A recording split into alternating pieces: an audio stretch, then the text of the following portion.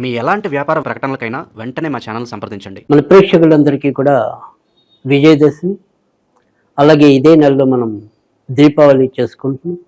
మరి ఇటు విజయదశమి, దీపావళి శుభాకాంక్షలు. మనందరి జీవితాల్లో కూడా సుఖ సంతోషాలు, మానసిక ప్రశాంతత పరిపూర్ణంగా లభించాలని మరి ఆ త్రిశక్తుల్ని వేడుకుంటూ మరి ఈ నెలలో అంటే అక్టోబర్ నెలలో తులారాశి వారికి ఏ విధంగా ఉండబోతోంది, మరి దీపావళి వీరింట్లో ఏ రకమైన ఆనంద దీపాలను వెలిగించనుంది, ఏ అంశాల్లో వీరికి పరిపూర్ణమైన కాంతిమయం అవుతుంది, అలాంటి విషయాలన్నీ కూడా ఒకసారి పరిశీలిద్దాం. ఏదైతే మరి ప్రస్తుతం తులారాశి వారి యొక్క రాశికి అధిపతి శుక్రుడు అయ్యండి, ఆయన నీచంలో వ్యయంలో సంచరించడం అనేది అయితే ఎక్కువగా కనిపిస్తోంది. కనుక మరి ధనాధిపతి ఎవరైతే ఉంటారో ఆయన కుజుడు ప్రస్తుతం అయితే గనక రాశిలోనే సంచరించడం అనేది, అంటే తులలోనే సంచరించడం అనేది జరుగుతుంది. ఇక రాజ్యస్థానంలో గురుడు సంచారం అనేది అక్టోబర్ 18 నుంచి ఉంటే, లాభాధిపతి వ్యయ స్థానంలో సంచరించడం అనేది ఒకటి. కనుక అక్టోబర్ నెలంతా కూడా అంతంత మాత్రంగానే తులారాశికి ఉంటుందని చెప్పడంలో సందేహం లేదు. ముఖ్యంగా ఆరోగ్య విషయంలో జాగ్రత్త తీసుకోవాలి.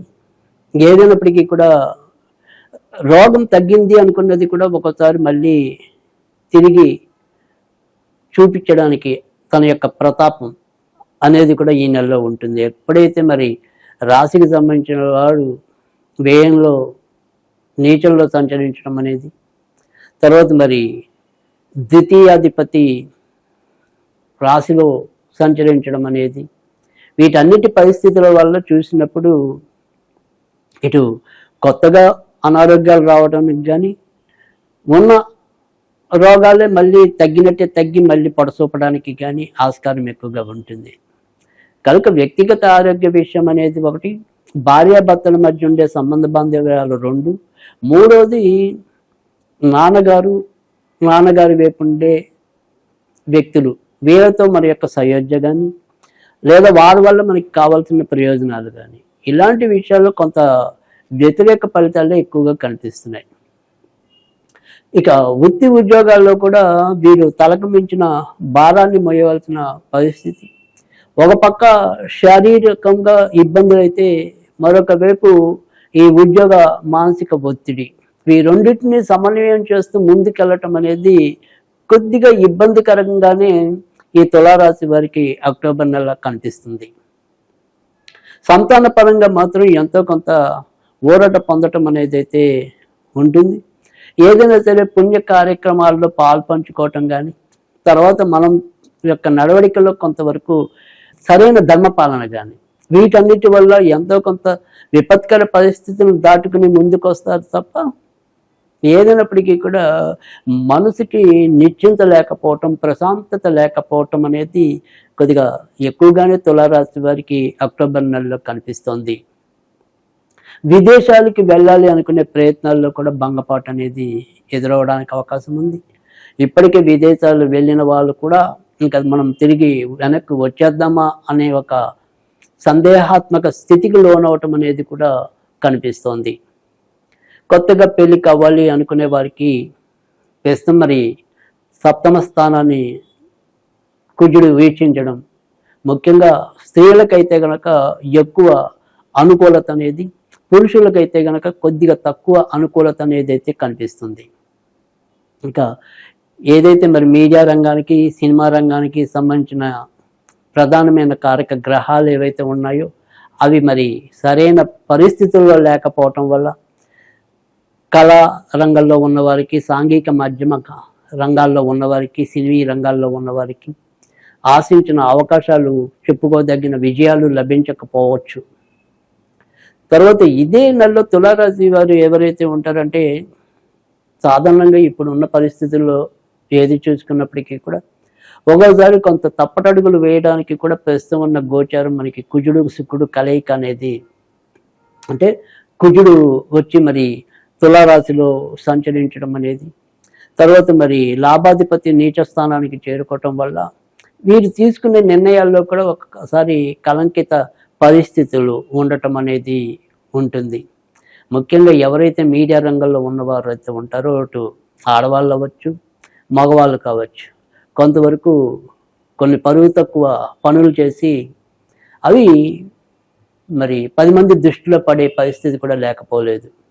కనుక తులారాశి వారు ఆ రకమైన ఏదైనా సరే అలవాట్లు వ్యసనాలు ఉన్నవాళ్ళు వాటిని సంస్కరించుకోవాల్సిన పరిస్థితి కూడా అక్టోబర్ నెలలో ఎక్కువగా కనిపిస్తోంది.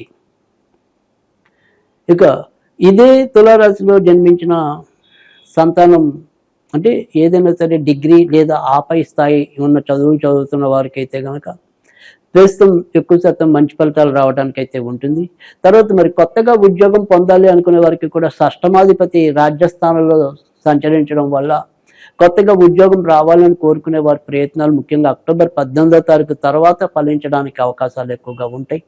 అలాగే అక్టోబర్ 18 తర్వాత ఏదైనా సరే ఉద్యోగాల్లో, అంటే ఇప్పటికే ఉద్యోగాల్లో ఉన్న వారికి కూడా ఒక్కోసారి మార్పులు చవి చూడడానికి కూడా అవకాశాలు లేకపోలేదు.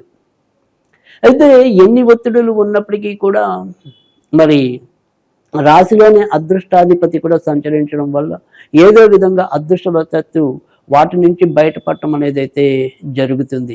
షష్టమ శని వల్ల కూడా కొంతవరకు లాభపడడానికి కనిపిస్తుంది.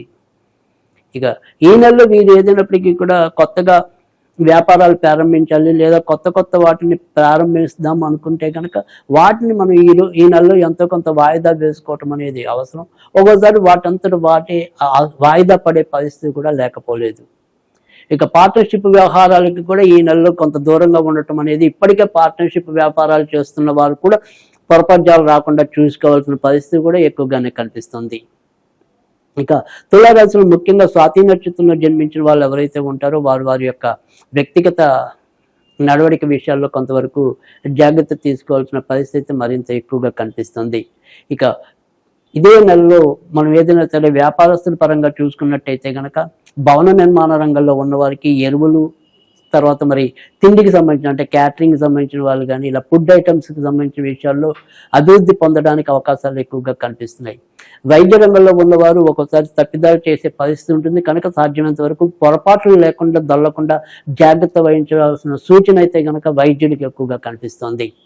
తర్వాత మరి ఏదైనా సరే ఇందాక మనం చెప్పుకున్న వ్యక్తిగత అలవాట్లు, ముఖ్యంగా ఈ డ్రగ్స్ ఇలాంటివి ఏవైనా సరే మరి అలవాట్లు ఉన్న వాళ్ళు సాధ్యమైనంత వరకు ఈ నెలలో వారు సంస్కరించుకోవాల్సిన పరిస్థితి కూడా ఎక్కువగానే కనిపిస్తుంది.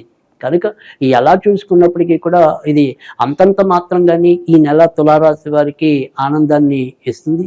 ఏదైనప్పటికీ కూడా ఇటు విజయదశమి, దీపావళి వీరి జీవితాల్లో మంచి మార్పులు ఉన్నంతలో తేవడానికి ఈ నెలలో వీరు సాధ్యమైనంత వరకు కూడా చదువుకోవాల్సిన నామం అయితే కనుక ఓం హ్రీం కామక్రోధ వివర్జితాయే నమః, ఓం హ్రీం కామక్రోధ వివర్జితాయే నమః అనేది, కామక్రోధ వివర్జితాయే నమః అనేది చదువుకోవటం వల్ల అటు క్షణికావేశం వల్ల అయితేనేమి, ఇతరత్ర మనకి దేని మీద కామ్యం ఉండకూడదో దాని మీద కామ్యం, అంటే దాని మీద కోరిక పెంచుకుని అవస్థ పట్టడం ఇలాంటివన్నీ కూడా తగ్గించుకుని వీరికి ఈ నెలంతా కూడా మంచి జరగాలని, దీపావళి పరిపూర్ణమైన ఆనందాన్ని ఇవ్వాలని కూడా కోరుకుంటున్నాం. అయితే ఇక ఇదే నెల తులారాశి వారికి ఏదైతే మరి 1వ తారీఖు, 5వ తారీఖు, 8వ తారీఖు, 14వ తారీఖు, 23వ తారీఖు, 26వ తారీఖు, 27వ తారీఖు ఉన్నంతలో కొంతవరకు మేలు చేసే రోజులు. ఇక బుధ, శుక్ర, శనివారాలు కొంతవరకు అనుకూలమైన దినాలుగా చెప్పాల్సి ఉంటుంది. ఇక పూజాది విషయాలతో సంబంధం లేకుండా ఈ నెలలో మనం ఏదైనా సరే దోష పరిహారాన్ని పాటించాలి అనుకుంటే కనుక మంగళవారాలు అప్పుడప్పుడు మరి బెల్లం ఏదైనా సరే చీమలు తింటాయి అనుకునే ప్రదేశాల్లో పెట్టడం అనేది కానీ, లేదా ఏదైనా సరే గుళ్ళు దగ్గర చెట్ల దగ్గర కూడా కొద్దిగా ఈ బెల్లాన్ని పెట్టడం వల్ల కూడా ఖచ్చితంగా మంచి ఫలితాలు వస్తాయి.